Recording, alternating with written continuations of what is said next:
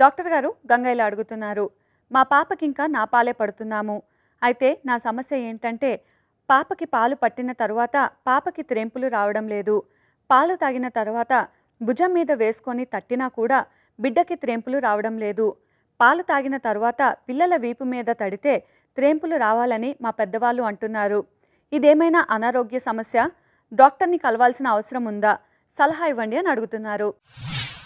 గంగగారు పాలు ఇచ్చిన తర్వాత బిడ్డని భుజం మీద వేసుకొని వెన్ను భాగంలో నిమరడం ద్వారా బిడ్డ పాలతో కూడా తీసుకున్నటువంటి గాలి ఎయిర్ ఏదైతే ఉందో క్రమేపీ పైకి వచ్చి బయటికి తేన్పు రూపంలో వస్తుంది, బర్పు రూపంలో వస్తుంది.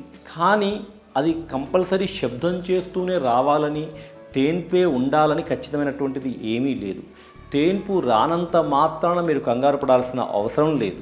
ఇంకొకటి, ఈ పాలు అనేటివన్నీ కూడా కింద సెట్ అయిపోతాయి.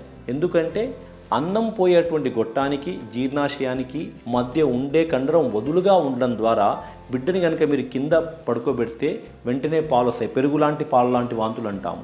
దాన్ని మనం రీఫ్లక్స్ వల్ల అవుతుందని చెప్పొచ్చు. అయితే ఆ రీఫ్లక్స్ని కొంతవరకు కంట్రోల్లో పెట్టడానికి ఇలా ఎత్తుకోవడం ద్వారా ఆ పాలంతా కూడా గ్రావిటీ కారణంగా అవి కింద సెట్ అయిపోతాయి.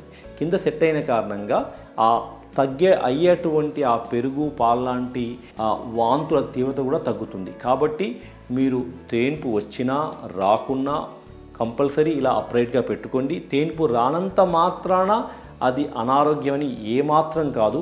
బిడ్డ చక్కగా పాలు తాగి బిడ్డ బరువు చక్కగా పెరిగి పాలు తాగిన తర్వాత ఒక గంట సేపైనా బిడ్డ స్థిమితంగా ఉండి ఎక్కువగా ఏడవనట్లయితే మీ ఇస్తున్నటువంటి పాలు సరిపోతున్నాయని లెక్క. కాబట్టి కేవలం తేన్పు రావడం మాత్రమే ఆరోగ్యానికి లక్షణం కాదు. తేన్పు రాకపోవడంలో ఎటువంటి కంగారు మీరు పడాల్సిన అవసరం లేదు.